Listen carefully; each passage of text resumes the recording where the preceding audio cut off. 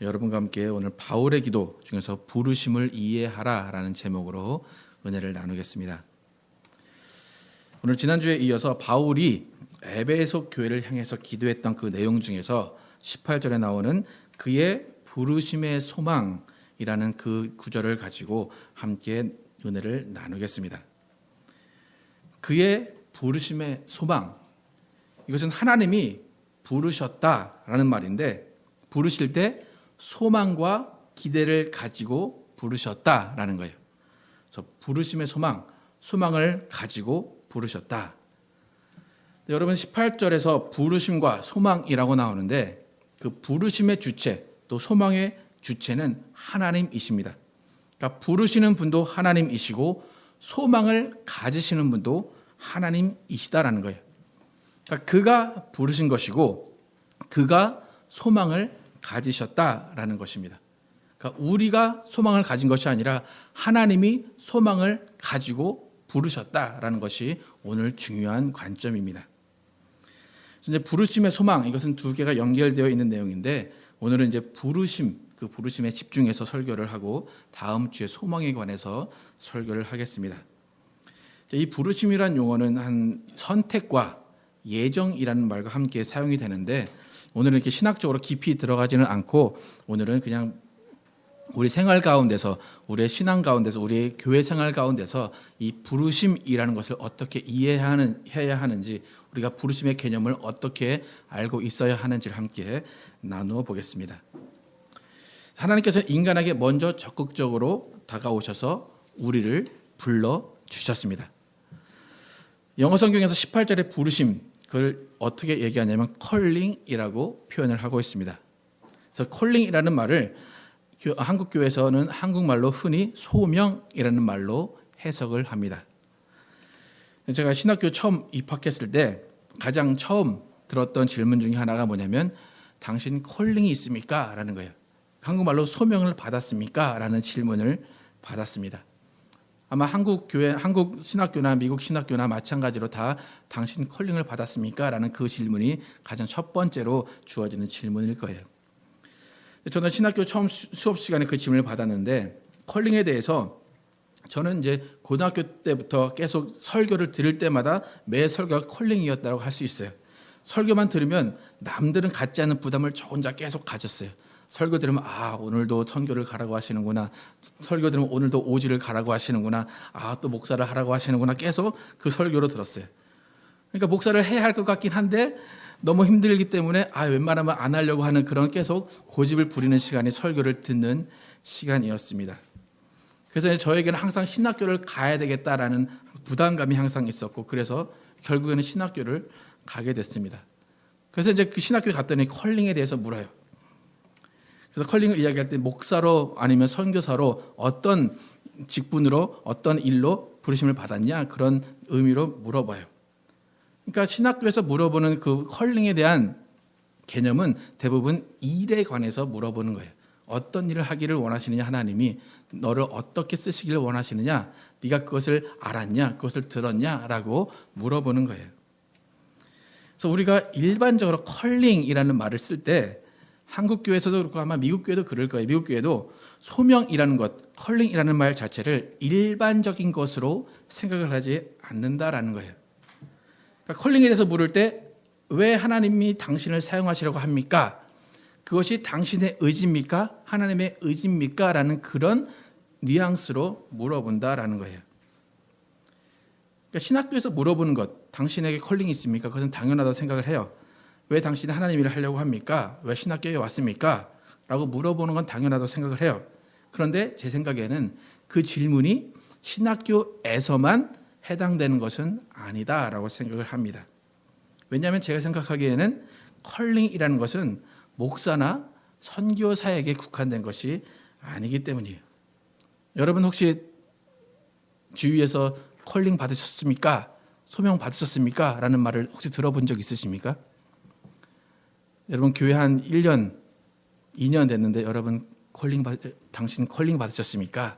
당신 소명 받으셨습니까? 라고 혹시 들어보신 적 있으십니까?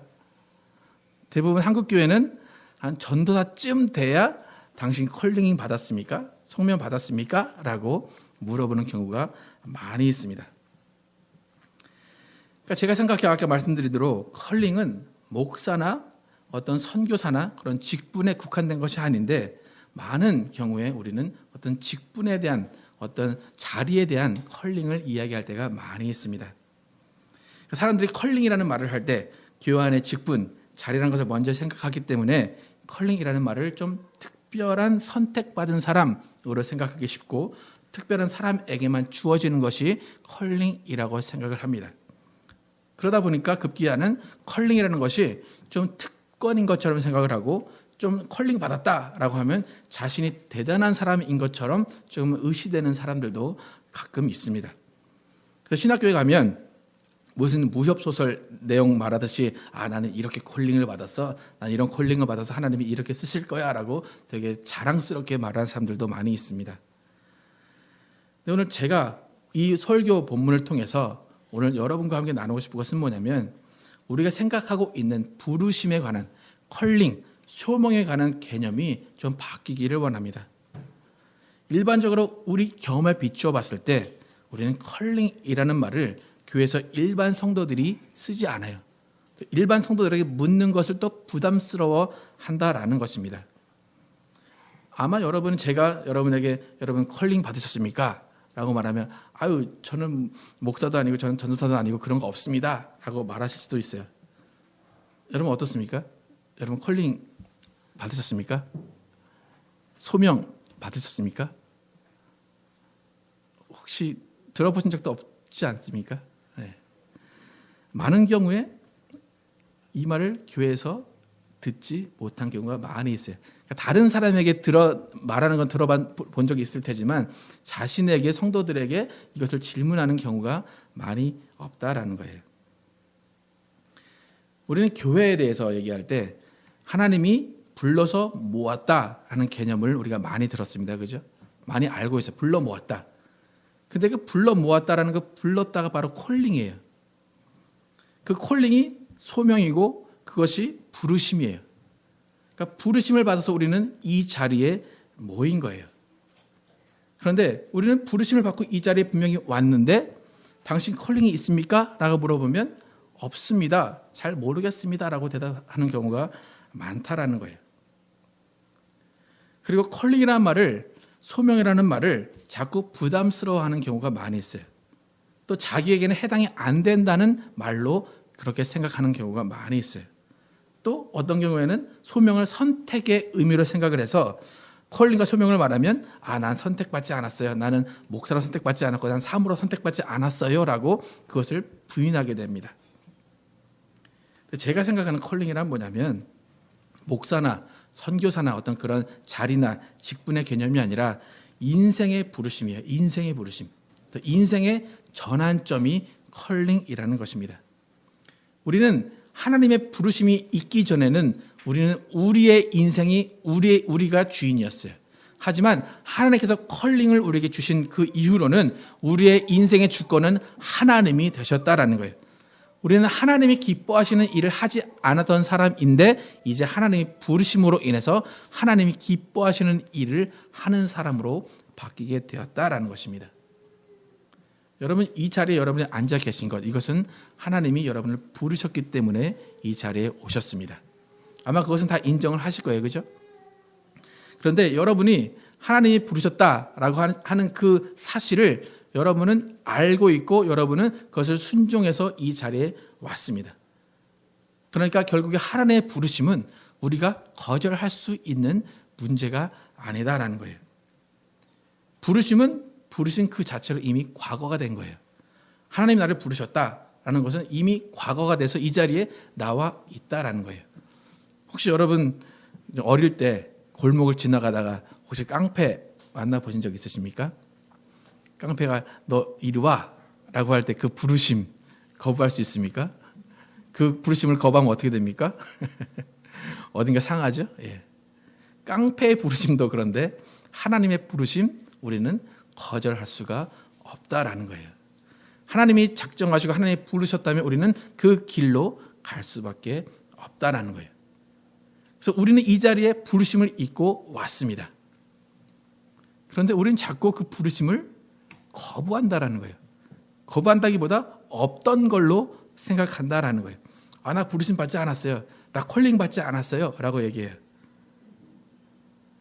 여러분은 분명히 부르심을 받고 이 자리에 왔다면 여러분은 콜링을 받으셨고 여러분은 소명을 받으셨다라는 거예요. 여러분 소명 받으신 것 같습니까? 이제 여러분 콜링 받으신 것 같습니까? 아직도 나는 아직 소명을 받지 않았는데, 난 콜링을 받지 않았는데 라고 생각을 하십니까? 여러분이 하나님 앞에 나왔다는 그 자체가 소명을 받은 것이고 그 자체가 콜링을 받고 이 자리에 나왔다라는 것입니다. 이미 거부할 수 없는 부르심을 받아놓고 소명을 받아놓고도 소명이 뭔지를 모르고 살기 때문에 우리의 문제가 거기 있다라는 거예요. 그럼 부르심을 받았습니다. 부르심을 받아서 죄의 사함을 받고 의인이 됐어요. 나는 의인이 됐습니다 라고 고백을 해요. 근데 사람들이 나는 의인은 됐는데 콜은 못 받았어요. 소명은 못 받았어요 라고 얘기해요. 분명히 부르심을 받았기 때문에 의인이 된 건데 의인이 되놓고도 나는 소명을 받지 못했습니다. 나는 콜링을 받지 못했습니다 라고 한다면 그것은 말이 안 된다라는 거예요. 그 처음에 부르심, 그 소명을 바로 깨달아야지만 우리가 하나님의 일도 할 수 있고 그 다음에 주어지는 사명을 감당할 수 있다라는 것입니다. 여러분, 소명이라는 것은 뭐냐면 우리의 인생을 하나님 앞에 드리는 거예요. 내가 어떤 일을 하는 그 자체가 아니라 내 인생의 주인이 하나님이십니다라는 것을 인정하는 것이 소명을 받는다라는 거예요. 하나님은 죄인을 의인으로 바꿔주시기 위해서 우리를 부르셨다라는 거예요. 하나님의 콜링, 하나님의 소명이 주시는 것은 죽은 자를 살려주시기 위한 거예요. 예수님께서 무덤에서 죽어있는 나사로를 부르셨습니다. 그것은 나사로를 어떻게 하신 겁니까? 콜링하신 거예요. 부르신 거예요. 나사로를 부르신 이유는 뭡니까? 죽어있는 자에게 새 생명을 주시고자 예수님은 불러주셨다라는 거예요. 그다음에 나사로가 이제 죽음에서 일어나서 나왔습니다. 하나님, 예수님께서 야, 내가 너를 불러서 나왔어 라고 하는데 나사로는 예수님, 난 예수님의 부르심을 들은 적이 없습니다. 예수님 부른 건 난 모르겠습니다 라고 한다면 어떻게 될까요? 그가 감사하지 아니하고 예수님의 부르심을 순종하지 아니하고 그가 무시한다면 그의 살아남은 전혀 의미가 없을 거예요. 여러분, 이제 확실히 여러분은 콜링 받으셨고 여러분 소명을 받으셨다는 것을 인정하시겠습니까? 예. 그러면 이제 받은 것까지는 해결이 됐습니다. 그죠? 나는 콜링을 받았구나. 난 소명을 받았구나. 난 소명이 있구나라고 여러분 아마 지금 깨달으셨을 거예요. 그런데 이제 문제가 뭐냐면 내가 받은 소명, 내가 받은 콜링이 과연 무엇인가라는 거예요. 나를 부르셨고 나에게 소명을 주셨는데 그것이 과연 무엇인가? 아까 전에 콜링은 삶의 전환이라고 말씀을 드렸어요. 삶의 전환은 뭐냐면 내 삶의 주인이 생긴 것이고 삶의 방식이 바뀐 거예요. 여러분, 여기 많은 분들이 계신데 많은 분들의 인생이 다 틀립니다. 각자의 그 인생도 틀리고 직업도 틀리고 사는 방식도 다 틀립니다. 그렇다면 하나님께서 부르심, 하나님께서 소명 주신 것은 다 삶에 다르게 적용할 수밖에 없다는 거예요. 저 같은 경우에는 사실 어려서부터 이제 밖에서 공을 차고 노는 그런 것을 좋아하고 좀 자유로운 영혼이었어요. 그래서 이제 사회에서 어떤 직업을 가지거나 전공 살려서 일을 하게 되면 하나님의 일을 할 때에 나는 어떤 한 일을 할 때 그 다음에 하나님의 일을 함께 하지 못할 거다라는 그런 생각을 하게 됐어요. 한 가지 일만 하면 그냥 그것만 할 수 있다라는 생각을 했어요. 그런데 하나님께서 제 삶을 하나님의 도구로 부르셨고 제 시간을 부르셨고 제 인생을 부르셨다는 것은 알고 있는데 그런 항상 부담감은 가지고 있는데 제가 제 일을 하면서 하나님의 일을 할 수 있겠다는 그런 자신감이 없었어요. 그래서 하나님께서 저를 부르신 그 소명 감당하기 위해서는 일부러라도 제 모든 삶을 하나님께 전적으로 헌신해서 하나님의 일을 해야지만 저에 대한 부르심, 저에 대한 소명을 감당할 수 있을 것이다 라고 생각을 했어요. 그래서 이제 결정을 내린 것이 그러면은 전체 시간을 다 들여서 몸으로 때우는 목사나 선교사가 나에게 맡겠다라고 그냥 온 삶을 바치는 그런 목사의 일을 하게 됐어요. 그래서 하나님의 저를 부르신 소명은 제가 목사를 하기 위한 소명으로 저는 받아들였다라는 거예요. 근데 제가 생각하기에 조금 전에 말씀드렸지만 평신도로서 하나님에게 자신의 인생을 드리고 하나님의 주권을 인정하는 것이 저의 입장에서는 목사의 삶보다 훨씬 한 몇십 배 더 힘들다라고 저는 생각해요. 직장에서 사업체에서 열심히 일하고 그리고 나서 또 신앙생활을 열심히 하려고 하면 때로는 체력이 따라주지 않고 때로는 어떤 시간과 환경 여건에 따라주지 않기 때문에 너무 힘든 일이라는 것을 제가 너무나 잘 알아요. 제가 이제 학생 때 이제 저희 간사로 섬겨주시고 리더로 섬겨주셨던 분들 이제 많이 있었는데 그런 분들이 회사에 들어가면 근근히 이제 주일 예배만 드리는 모습을 보게 돼요. 그 전에는 학생 때 리더로 섬기는 모습은 정말 열심히 섬기고 저분을 닮아야 되겠다라는 그런 모습이었는데 회사에 들어가고 나니까 야근이다 뭐다 하니까 그 다음부터 하나님을 섬길 시간이 없어지는 거예요. 그리고 이제 여자분들 제 친구 중에 그런 간사님과 결혼한 친구가 있는데 그 친구가 하는 말이 뭐냐면 나 진짜 이 사람 신앙 하나 보고 결혼했는데 결혼하고 나니까 신앙마저 없어졌다. 난 뭐 보고 사냐. 그런 사람들이 많이 있었어요. 그러니까 아무리 대학 때 열심히 읽고 신앙이 좋다라고 해도 회사에 가거나 정말 세상에 들어가면 그 신앙이 자리 잡기 힘든다는 것을 우리가 너무나 잘 압니다. 그래서 제가 생각하기에 여러분은 너무나 힘든 일을 지금 해내고 계신 분들이에요. 제가 생각할 때 목사가 힘든 것이 아니라 저는 평신도가 더 신앙생활하기 더 힘들다라고 생각을 해요. 여러분 오늘 바울이 에베소 교회 편지를 쓰고 있습니다. 그럼 에베소 교회에서 편지를 읽는 사람들은 어떤 목사나 선교사가 아니에요. 이분들은 그냥 평신도로서 그 교회를 섬기고 있는 분들이 이 편지를 읽고 있습니다. 그런데 바울은 이들에게 뭐라고 합니까? 부르심의 소망을 이야기합니다. 하나님이 소망을 가지시고 당신들을 부르셨습니다. 당신은 소명이 있고 당신은 컬링이 있습니다. 라고 지금 이야기한다라는 거예요. 우리가 지금처럼 이 컬링에 대해서 목사만, 선교사만, 어떤 직업만 가진 사람에게 컬링이 있다라고 고집을 한다면 아마 교회는 그 컬링 받았다라고 하는 그 사람만 죽어라고 일하다가 그 사람이 죽고 나면 교회는 아마 사라지고 말 거예요. 여러분 한번 컬링에 대해 다시 한번 생각을 해보세요. 예수님이 여러분을 부르셨습니다. 그럼 여러분은 마음 가운데 부담이 있습니까? 아니면 즐겁습니까? 어떻습니까, 여러분? 여러분 컬링은 죽으러 가라고 부른 것이 아니에요. 어떤 소명은 죽으라고 부른 거 아니에요.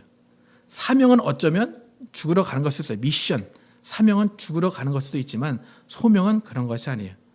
소명이라는 것은 뭐냐면 예수 만나서 행복해지고 예수님 안에 들어와서 창조주이신 전능하신 하나님 아버지를 만나라라고 부르신 것이 소명이고 컬링이다라는 거예요. 바울이 지금 기도하고 있는데 바울은 하나님의 부르심의 소망을 아는 눈이 밝아지기를 기도한다라고 이야기해요.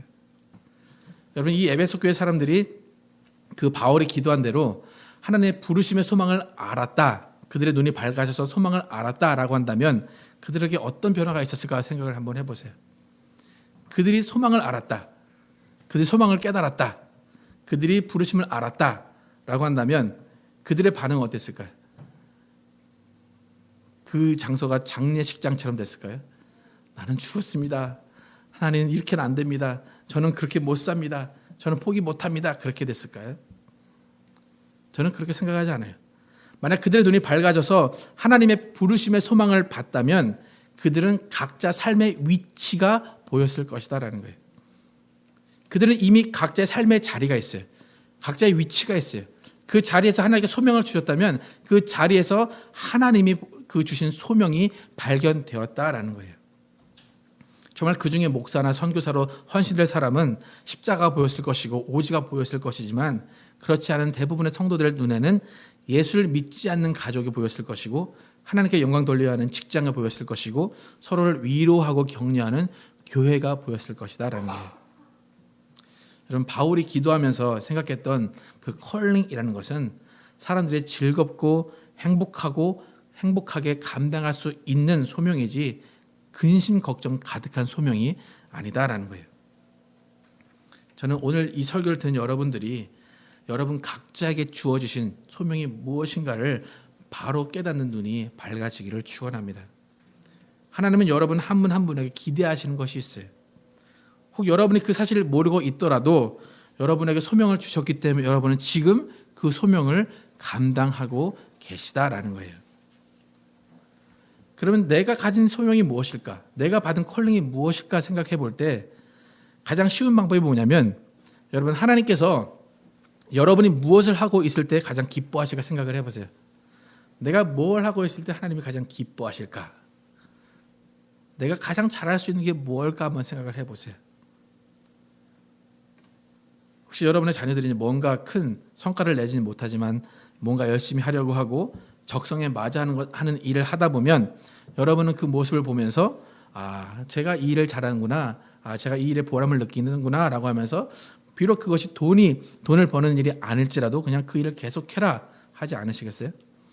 여러분, 의사라는 직업 여러분 너무나 좋은 직업이고 돈도 많이 벌고 어떤 사회적인 위치도 높아지는 직업입니다. 여러분의 자녀가 공부도 잘해서 의대에 들어갈 성적이 돼요. 근데 그 자녀가 의대에 들어갈 성적은 되는데 피만 보면 픽픽 쓰러져요. 그럼 여러분 어떻게 하실 겁니까? 그래도 자녀를 손 붙잡고 너 의대 가야 돼. 의대 가서 좋은 의사 돼야 돼 라고 하실 겁니까? 아니면 야, 의대 좋은 데지만 너에 맞지 않으니까 딴 거 선택해라 그럴 거예요, 여러분. 그래도 의대 죽어라고 의대. 예. 여러분의 마음이 그렇지 않다면 하나님의 마음도 마찬가지예요. 하나님이 우리를 부르실 때, 소명을 주셨을 때 하나님은 우리가 기뻐하는 일을 하게 하신다라는 거예요. 내가 그 일을 하면서 기뻐할 때 하나님도 기뻐하시는 것이고, 내가 즐겁게 하는 일을 할 때에 내가 시간 가는 줄 모르고 할 때에 하나님이 그것을 좋아하시고 그것을 소명으로 주셨다라는 거예요. 여러분, 저를 한번 보세요. 제가 지금 목사입니다. 하나님께서 저를 소명을 주셔서 목사로 불러주셨습니다. 제가 이 일을 좋아서 할까요? 억지로 할까요, 여러분? 억지로 하는 것처럼 보이십니까? 오늘도 도살장 끌려가는 양처럼 끌려 나와서 너 설교해. 그래가지고 앞에 나와서 설교하는 것처럼 보이십니까, 여러분? 목사로서 설교를 준비하는 것이 보통 쉽지 않은 일이에요. 매주 백지 상태에서 글을 만들어낸다는 것이 어려운 일이에요. 요즘에 이제 카툰이라는 만화가 이제 유행하는데 그 만화 작가들이 이제 많이 이제 나오다 보니까 유명한 사람들이 많이 나와요. 그래서 그 사람들을 동행 취재한 다큐멘터리들이 있는데 일주일에 하나씩 이제 그 카툰을 내는데 수요일이 만약에 마감이다 그러면 수요일 되기까지 그 사람들은 거의 피접한 생활을 해요. 정말 밥도 못 먹고 물도 못 마시는 그런 생활을 하다가 수요일에 딱 마감을 마친 후에 그 사람들은 이제 좀 쉬자라고 그런 인생을 살아요. 아마 목사도 그것만큼 힘들고 괴로운 인생을 살 거예요. 설교 안 떠오를 때가 얼마나 많은지 잠도 못 자고 계속 설교 생각만 하면서 하나님 오늘은 무엇을 전해야 됩니까? 오늘은 무엇을 전해야 됩니까? 라고 고민하기가 일쑤입니다. 근데 그렇게 힘든 일임에도 불구하고 저는 그 시간이 제일 좋아요. 저는 무슨 시간보다 설교를 준비하는 시간이 좋기 때문에 지금 이 일을 하고 있는 거예요. 여러분 만약에 제가 설교하는 모습을 여러분 비디오를 찍어서 계속 쭉 보신다면 되게 웃길 거예요. 막 설교 준비하다 혼자 막 웃고 뭐 혼자 막 울다가 혼자 기뻐하다가 혼자 찬양하다가 막 그러는 모습을 보면 여러분 웃길 거예요. 하나님도 그런 모습을 보면 야, 네가 참 좋아서 하는구나. 네가 기뻐서 하는구나. 내가 너한테 미안해하지 않아도 되겠구나 라고 하실 거예요. 여러분 하나님께서 여러분의 소명을 주셨을 때 똑같아요. 여러분이 기뻐할 수 있는 일에 하나님이 소명을 주셨다라는 거예요. 여러분이 감사할 수 있는 일에 하나님이 소명을 주셨다라는 거예요. 저도 제가 이럴 줄 몰랐어요. 저도 이렇게 불러주셔서 하나님 안에서 기뻐할 수 있는 일을 하고 있을지 몰랐어요. 여러분 목사하라면 여러분 하실 겁니까?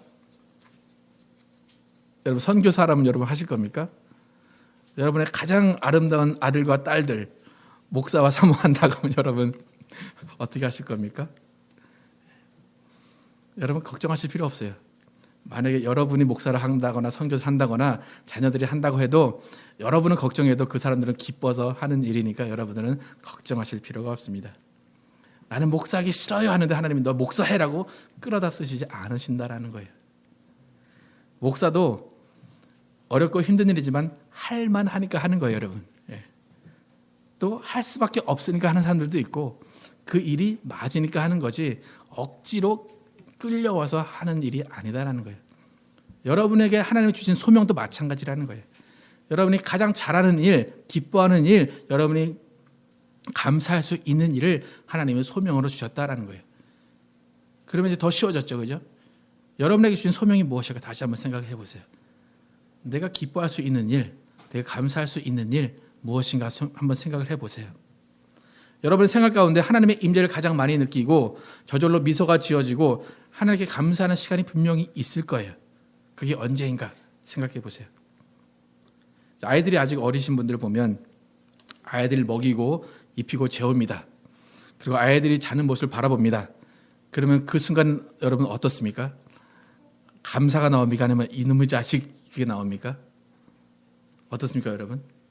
아유, 내가 괜히 나가지고 이거를 그렇습니까? 아니면 아유, 내가 힘들어도 감사하네. 힘들어 이 아이 통해서 하나님이 나를 하나님께서 소명을 주시고 하나님이 나를 사용하시네라고 생각하십니까? 네.